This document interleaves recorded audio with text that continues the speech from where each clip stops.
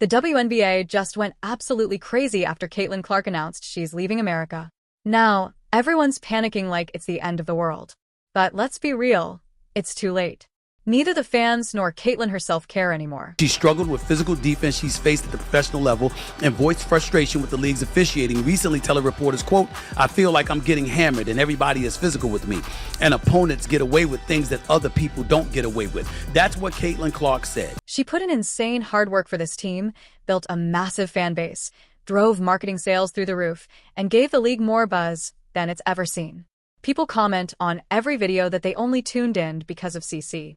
That's why the reality finally hit the WNBA higher-ups. What I am upset about is like, hey man, your meal ticket is under constant attack.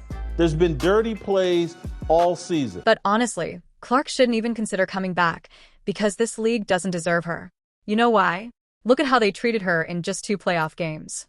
All that effort, all that sweat, and how did they repay her? Let me break down exactly what happened. Those guys, they're the racists when really y'all are the racists. The people coming up with excuses to hate Caitlin Clark and the new fan base that she brought. So the WNBA is now in full-blown panic mode because Caitlin Clark was their moneymaker and pretty much the only reason people were even tuning in. Calling her the WNBA's golden goose is an understatement. She was practically their entire farm.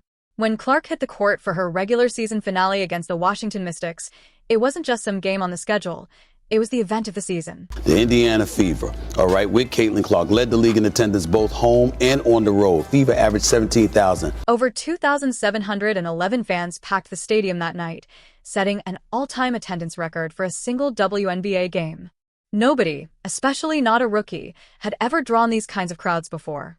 I mean, she was pulling in over 15,000 fans per game in her rookie year. The most dominant team in the league. They can't draw 500,000 viewers for a playoff game. Atlanta Dreamers and the New York Liberals. Again, the Liberals. They supposedly have stars. Remember when ESPN claimed that the Liberals had the new Big Three? Dreamers, Liberals. 410,000 viewers. The other game was the Phoenix Masculines and the Minnesota Lakers. But here's where things get crazier. It wasn't just the fans going nuts. Her jersey sales were like a frenzy at a Black Friday sale. We're talking top-selling player in the league, rookies, veterans, it didn't matter. Clark was outselling everybody. The second she threw on that Fever jersey, it was like instant gold. Every fan wanted a piece of history. Suddenly, the WNBA wasn't just some niche sport tucked away in the corner of the sports world. It was a full-on phenomenon, all thanks to Clark. But if you're not delivering the product and you're not making the revenue and you're not, giving people the entertainment that they want, then you're not going to make any money and your league is going to suck. People who didn't even know what the WNBA stood for were suddenly glued to their TVs. Tickets were selling out, and every sports show had to talk about her. Clark was like a one-woman economic boom. Sponsors? They were lining up around the block. Broadcasters were fighting over who got to air her games in prime time, and even the league's dustiest merchandise was flying off the shelves like it was going out of stock. She's the golden goose. So now, with her walking away, the WNBA is basically staring at a freefall. And why wouldn't they be? She's the golden goose. And if you think it was just some minor squabbles, think again. These attacks were coming from some of the league's loudest voices. This wasn't your average on-court drama. It was a full-blown campaign to tear her down. And it got ugly fast. First up, Alyssa Thomas, who pretty much threw gasoline on the fire after the Indiana Fever's nail-biting loss to the Connecticut Sun. She went straight for the jugular. On September 19th, 2024, in her post-game interview, she didn't talk about the game or even Clark's skill. She's just not built for the physicality of this league. Yeah, and she's not quick enough to get away from the physicality. Nope. She went all in, accusing Clark and her fans of having racial biases, saying the only reason Clark was getting so much attention was because she's a white player thriving in a sport dominated by black athletes. Number 10. Yeah, she really said that, and it set off a huge uproar. Thomas didn't hold back, calling the Clark hype nothing more than a result of her being, and I quote, a white face in a sport that's always been built on black excellence. This kid's on the wrong team. She's got the wrong skill set to handle the physicality of that league, and she's a rookie. But if you thought it stopped at trash talking, oh no, it went straight to something far nastier. Just a game later, in the first round of the playoffs against the Connecticut Sun, things took a dark turn. Clark was on fire, lighting up the scoreboard with 26 points by the third quarter, when Dejounte Carrington decided to take matters into her own hands, literally. During a fast break in the fourth quarter, Carrington, who'd been breathing down Clark's neck all game, She needs to be on a better team. she didn't go for the ball. She went for Clark's face, jabbing her finger right into Clark's eye. This wasn't a casual poke. It was a vicious jab that left Clark temporarily blinded in one eye. The refs? They might as well have been statues. No foul. No whistle. No nothing. Clark staggered off, rubbing her eye and trying to shake it off. But did she sit out? Nope. She came right back, because that's what she does.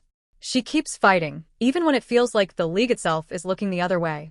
Honestly, it's been a lot of nonsense. I think in my 11-year career, I've never experienced the racial comments from the Indiana Fever fan base. We had her face on a serious matter that happened in this world, and it's unacceptable, honestly. And there's no place for it. And just when you thought it couldn't get worse, along came Chindy Carter.